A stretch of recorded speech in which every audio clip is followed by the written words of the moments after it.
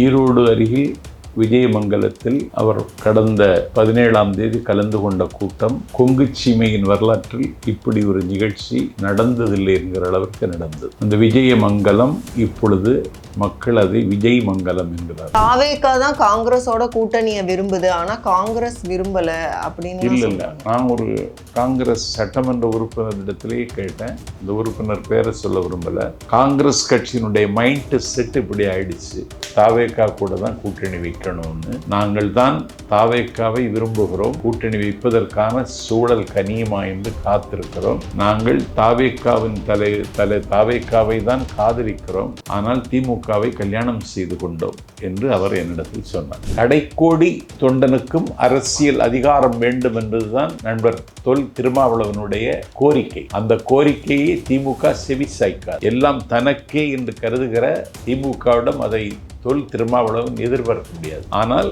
விஜய் வெளிப்படையாக அறிவித்து விட்டார் எங்கள் தலைவர். அதனால கூட்டணியும் கனிந்து வருகிற சூழல் உருவாகிறது. கூட்டணி இல்லாவிட்டாலும் வெற்றியை தக்க வைப்பதற்கான தகுதி தாவேகாவுக்கு இன்றைக்கு வந்துவிட்டது. விஜய் என்கிற ஃபோர்ஸ், அந்த வசீகரமான தலைவனை வாரி அணைத்துக் கொள்வதற்கு வாக்காளர்கள் அப்படி தயாராக இருக்கிறார். எப்போது தேர்தல் வந்தாலும் தாவேகா வெல்லும். அறம் அரசியலில் இருக்குமானால் நாஞ்சில் சம்பத் இன்க்ளூசிவ் தொலைக்காட்சிக்கு வலைத்தளத்துக்கு சொல்லுகிறேன், தமிழ்நாட்டு அரசியல்ல காணாமல் போகிறவர்களுடைய பட்டியல முதல் இடத்துல இருக்கு. இன்க்ளூசிவ் நியூஸ் தமிழ் நேயர்களுக்கு வணக்கம். இன்றைக்கு நேர்காணலில் நம்ம கூட இணைஞ்சிருக்காங்க தாவேகாவின் பரப்புரை செயலாளர் திரு நாஞ்சில் சம்பத் அவர்கள்.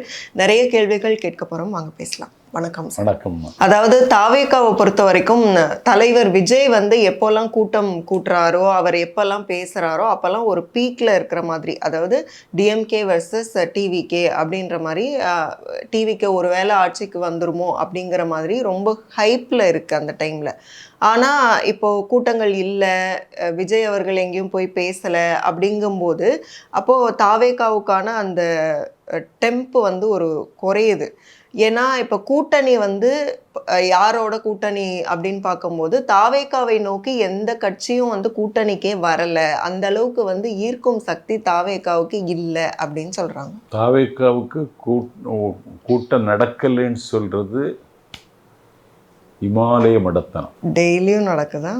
ஈரோடு அருகில் விஜயமங்கலத்தில் அவர் கடந்த 17ஆம் தேதி கலந்து கொண்ட கூட்டம் கொங்கு சீமையின் வரலாற்றில் இப்படி ஒரு நிகழ்ச்சி நடந்ததில்லை என்கிற அளவிற்கு நடந்தது. அந்த விஜயமங்கலம் இப்பொழுது மக்கள் அதை விஜய் மங்கலம் என்கிறார்கள். அந்த அளவுக்கு பெருங்கூட்டம்.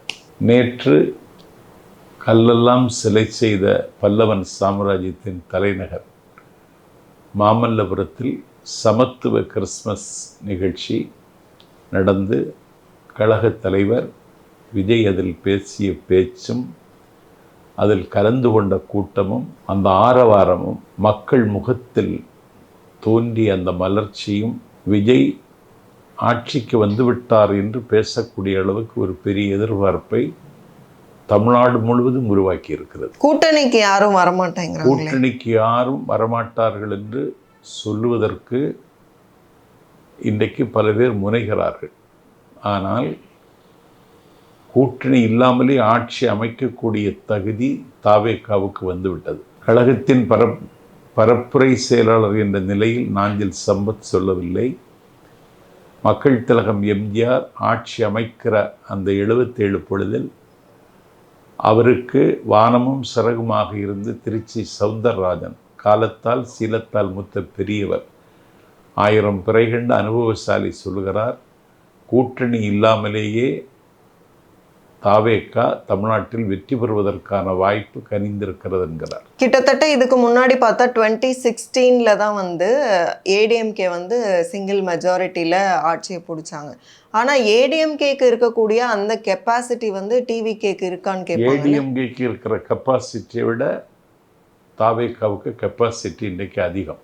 அந்த கட்சிக்கு முகமாக இருந்தவர், முதுகெலும்பாக இருந்தவர் செங்கோட்டையன் தாவேகாவில் இணைத்து கொண்டதற்கு பிறகு 27ஆம் தேதி இணைத்து கொண்டார். அதற்கு பிறகு அதிமுகவினுடைய அடிமட்ட தொண்டர்கள் சத்தமில்லாமல் தாவேகாவில் தங்களை இணைத்து கொண்டிருக்கிறார்கள், இணைத்து கொண்டு வருகிறார்கள். ஒரு கூட்டணி அமையுமானால் யுத்த காலம் நெருங்குகிற பொழுது அதற்கான சமிக்ஞைகள் வரும். இன்றைக்கு காங்கிரஸ் கட்சியினுடைய மேலிட பார்வையாளர் பகிரங்கமாக சொல்லியிருக்கிறார், கட்சி வளர வேண்டுமானால் ஆட்சியிலும் அதிகாரத்திலும் பங்கு வேண்டும். தாவேகா தான் காங்கிரஸோட கூட்டணியை விரும்புது, ஆனா காங்கிரஸ் விரும்பல அப்படின்னு இல்லை. நான் ஒரு காங்கிரஸ் சட்டமன்ற உறுப்பினரிடத்திலேயே கேட்டேன், இந்த உறுப்பினர் பேரை சொல்ல விரும்பலை. காங்கிரஸ் கட்சியினுடைய மைண்ட் செட் இப்படி ஆயிடுச்சு, தாவேகா கூட தான் கூட்டணி வைக்கணும்னு. நாங்கள் தான் தாவேகாவை விரும்புகிறோம், கூட்டணி வைப்பதற்கான சூழல் கனியுமா என்று காத்திருக்கிறோம். நாங்கள் தாவேகாவை தான் காதலிக்கிறோம், ஆனால் திமுகவை கல்யாணம் செய்து கொண்டோம் என்று அவர் என்னிடத்தில் சொன்னார். அதனால் காங்கிரஸ் வருவதற்கு வாய்ப்பு இருக்கிறது. இன்றைக்கு செய்தித்தாள் பார்த்தீர்கள் என்றால் ஒரு உரிய பிரதித்துவம் கிடைக்குமானால் அதிமுக கூட்டணி SDBI கட்சி, அந்த இஸ்லாமிய அமைப்புகளில் கேடர்ஸ் தொண்டர்கள் பலம் உள்ள அந்த கட்சி தலைவர் நெல்லை முபாரக் தாவேகாவில் இணைவதற்கான ஒரு சமிக்ஞையை இன்றைக்கு வெளிப்படுத்தி இருக்கிறார். அதனால் கூட்டணி அமை, அதில் கனத்த நம்பிக்கையோடு நாஞ்சில் சம்பத் இருக்கிறேன். நான் ஒரு பயணியாக நாடு சுற்றி சொல்கிறேன், கூட்டணி அமையும். ஏன்னா தமிழ்நாட்டு அரசியல் வரலாற்றில் ஆட்சியிலும் அதிகாரத்திலும் பங்கு என்று அறிவித்த மகத்தான தலைவர் விஜய் மட்டும்தான். ஆனா திருமாவளவன் அவர்கள் வர மாதிரி தெரியலையே. திருமாவளவன் வர்றது மாதிரி தெரியலன்னு இப்போ எப்படி தெரியும் உங்களுக்கு? நாளைக்கு தெரியும். அதனால ஆட்சி அதிகாரத்தில் பங்கு என்பது இன்றைக்கு பெரிய அதிர்வை தமிழ்நாட்டு அரசியல் உருவாக்கி இருக்கிறது. கடைக்கோடி தொண்டனுக்கும் அரசியல் அதிகாரம் வேண்டும் என்பதுதான் நண்பர் திருமாவளவனுடைய கோரிக்கை. அந்த கோரிக்கையை திமுக செவி சாய்க்காது. எல்லாம் தனக்கே என்று கருதுகிற திமுகவிடம் அதை திருமாவளவன் எதிர்பார்க்க முடியாது. ஆனால் விஜய் வெளிப்படையாக அறிவித்து விட்டார் எங்கள் தலைவர்.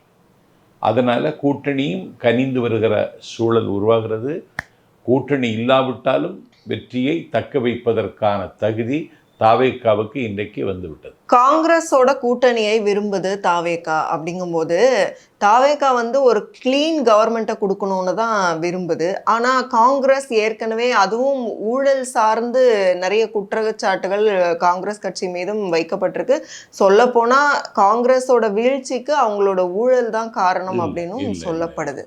Then how clean government? Congress கட்சியினுடைய வீழ்ச்சிக்கு காரணம் காங்கிரஸ் கட்சிக்குள்ளேயே குழு மனப்பான்மை, உட்பகை. அந்த கட்சி செல்லரித்து கொண்டு இருக்கிறது, இன்றைக்கு இருக்கிறது. ஆனால் ராகுல் காந்தி தலைமை பொறுப்பு ஏற்றதற்கு பிறகு ஒரு மகத்தான நம்பிக்கை அந்த கட்சி தோழர்களுக்கு வந்திருக்கிறது. இன்றைக்கு பீகாரில் வெற்றி பெறவில்லை என்று நீங்கள் கேள்வி கேட்கலாம். பீகாரில் பெற்ற வெற்றியை காங்கிரஸ் கட்சிக்கு ஏற்பட்ட தோல்வியாக கருத முடியாது. ஏனென்றால் நிதிஷ்குமார் தேர்தல் தேதி அறிவிப்பதற்கு 8 நாளைக்கு முன்னாலேயே 10,000 ரூபாய் 1.5 கோடி பேருக்கு வங்கி கணக்கில் செலுத்திவிட்டார். இதை தாண்ட வேண்டும். அது காங்கிரஸ் கட்சியால் இன்றைக்கு முடியாது. காங்கிரஸ் செய்யவும் விரும்பவில்லை. அதை தவிர காங்கிரஸ் கட்சி தேசிய அளவில் அதுதான் இன்றைக்கு எதிர்க்கட்சி. ஒரு மோடியினுடைய பாசிச அரசாங்கத்தை பிடித்து ஆட்டுகிற இடத்தில் இன்றைக்கு காங்கிரஸ் கட்சி இருக்கிறது. கடல் கடந்த நாடுகளில் எத்தனையோ நாட்டு பிரதிகள் கலந்து கொள்ளக்கூடிய ஒரு கான்ஃபரன்ஸிற்கு இந்தியாவிலிருந்து ராகுல் காந்தி தான் அழைக்கப்பட்டிருக்கிறார். ஒரு தமிழ்நாட்டில் ஒரு தொகுதிக்கு அளவு கூட இல்லாத ஒரு சின்னஞ்சிறிய எத்தியோப்பியாவில் போய் அந்த நாட்டின் உயர்ந்த விருதை வாங்கி கொண்டு வந்தேன் என்று இந்த நாட்டில் தம்பட்டம் அடித்துக் கொள்கிறார் நம்முடைய நாட்டின் பிரதமர் மோடி.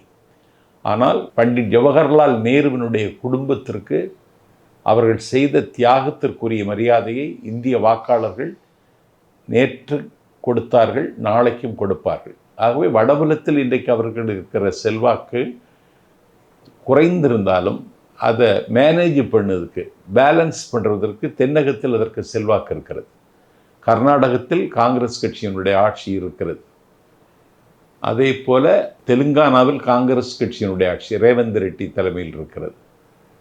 நடைபெற்று முடிந்த கேரளாவின் உள்ளாட்சி மன்ற தேர்தலில் பெரும்பாலான இடங்களை காங்கிரஸ் கட்சி இன்றைக்கே கைப்பற்றி இருக்கிறது. அடுத்து நடக்க இருக்கின்ற சட்டமன்ற தேர்தலில் கேரளாவில் காங்கிரஸ் கட்சி வெற்றி பெறும் என்கிற நம்பிக்கை மலையாள மக்களிடத்திலே உருவாகிவிட்டது. அதனால் காங்கிரஸ் கட்சி தாவேக்காவை விரும்புகிறதா என்றால் விரும்பும். என்ன காரணம்னா, மம்முட்டி மோகன்லாலுக்கு இருக்கிற செல்வாக்கு எங்கள் கழகத் தலைவர் விஜய்க்கும் கேரளாவில் இருக்கிறது. அதுபோல தெலுங்கானாவில், கர்நாடகத்தில், ஆந்திராவில் கழகத் தலைவர் விஜய்க்கு மிகப்பெரிய செல்வாக்கு இருக்கிறது. ஏன், கடல் கடந்த நாடுகள் யுனைடெட் அரபு எமிரேஷன் முழுவதும் விஜய் ரசிகர்கள் பாலில் படு நெய்யாய் விறகில் தீயாய் எங்கும் வியாபித்து கிடக்கிறார்கள். 1 மணி நேரத்தில் ஜனநாயகத்தினுடைய டிக்கெட் 1 லட்சம் டிக்கெட் விற்று தேர்ந்து விட்டது மலேசியாவில். அதனால் அந்த விஜய் என்கிற ஃபோர்ஸ், அந்த வசீகரமான தலைவனை வாரி அணைத்துக் கொள்வதற்கு வாக்காளர்கள் அப்படி தயாராக இருக்கிறார்கள். எப்போது தேர்தல் வந்தாலும் தாவேக்கா வெல்லும். நீங்க இப்படி சொல்றீங்க, தாவேக்கா ஆதரவாளர்கள் எல்லாருமே சொல்றது இந்த முறை விஜய் தான் ஆட்சியை பிடிப்பார் அப்படின்னு. ஆனா திமுக சார்பில் ஒரு சர்வே எடுத்திருக்காங்க. அதுல டீட்டெயில் படி என்னன்னா, நகர்ப்புறங்கள்ல பெரும்பாலும் விஜய்க்கு ஒரு வாக்கு சதவீதம் அப்படிங்கிறது கொஞ்சம் அதிகரிச்சிருக்கு, டபுள் டிஜிட்ல. ஆனால் கிராமப்புறங்களில் கம்மியாக தான், ஒரு 10% அவ்வளோதான் இருக்குது. ஆனால் இதை விட அங்கே ஒரு 15%க்கு மேலே அந்த மாதிரி இருக்குது நகர்ப்புறங்களில். அப்போது இந்த டிஃப்ரென்ஸே அதாவது நகர்ப்புறங்களில் வேறு மாதிரி ஓட் பண்ணுறவங்க இருக்காங்க, கிராமப்புறங்களில் வேறு மாதிரி ஓட் பண்ணுறவங்க இருக்காங்களா? ஒரு உண்மையை உங்களுக்கு சொல்கிறேன். உள்ளாட்சி மன்ற தேர்தல் வருகிற பொழுது நகரப்பகுதிகளில் திமுக வெல்லும், ஊரக பகுதிகளில் அதிமுக வெல்லும். என்ன கணக்கு? அந்த கிராம ஏழை மக்களுடைய, விளிம்பு நிலை மக்களுடைய கட்சியாக மக்கள் பார்த்தார்கள். இன்னைக்கு அந்த அதிமுகவினுடைய இடத்திற்கு தாவேக்கா வந்து விட்டது. அது என்ன கணக்கு? இன்னைக்கும் நல்ல பலம் பொருந்திய ஒரு கட்சியாக, எதிர்கட்சியாக அதுதானே இருக்கு. எதிர்கட்சியாக இருக்கிறது. எதிர்கட்சி தலைவர் எதிர்கட்சிக்குரிய கடமை இதுவரைக்கும் செய்யல. என்ன செய்யலன்னு சொல்றீங்க? ஏன்னா ஒரு எதிர்கட்சி தலைவர் தமிழ்நாட்டினுடைய பிரச்சனையை, அதனுடைய வேர் தேடி இந்த அரசாங்கத்தை கேள்வி கேட்கிற துணிவும், இந்த அரசாங்கத்தை கேள்வி கேட்கிற ஆற்றிலும் எதிர்கட்சி தலைவருக்கு கிடையாது. எப்போது பேசினாலும் கற்பழிப்பு, அங்கே கற்பழிப்பு, இங்கே கற்பழிப்பு. ஏதோ எதிர்கட்சி தலைவருக்கு கற்பழிப்பு என்றாலே அவ்வளோ சுவாரஸ்யமாக இருக்கிறதா? இதுதான் பிரச்சனையா? இன்றைக்கு 4.25 ஆண்டு கால, ஒரு 4 வருடம் 7 மாதத்தில் 1 யூனிட் மின்சாரம் உற்பத்தி செய்யப்படவில்லை. அதை ஐடென்டிஃபை பண்ணி கேட்டாரா? கேட்கவில்லை. அவர் கேட்க தெரியாது. அப்படி ஒரு நாலெட்ஜபிள் பர்சனாலிட்டி கிடையாது எதிர்கட்சி தலைவர். அதனாலே இன்னைக்கு அதிமுக வாக்கு வங்கி சரிந்து விட்டது. என்றைக்கு எடப்பாடி பழனிசாமி அந்த கட்சிக்கு தலைமை தாங்கினாரோ அன்றிலிருந்து அதிமுகவுக்கு தரித்திரம் அதை ஒட்டி கொண்டது. ஆனா அங்க இருக்கவங்க எல்லாம் இபிஎஸ் அவர்கள் தான் தவிர்க்க முடியாத தலைவர், அப்படி எமர்ஜ் ஆகி இருக்கக்கூடிய ஒரு தலைவர் அப்படின்லாம் சொல்றாங்க. எமர்ஜ் ஆக்கி விட்டது யாரு? சசிகலா செய்த பெரிய பாவம் அது. நன்று ஆற்றலுள்ளும் தவறுண்டு, அவரவர் பண்பறிந்த ஆற்றாக்கடை என்பது திருக்குறள். ஒரு ஆளுக்கு நன்மை செய்யணும்னாலும் அந்த நன்மை செய்வதற்கான தகுதி, கெப்பாசிட்டி அவனுக்கு இருக்கான்னு யோசிக்கணும்.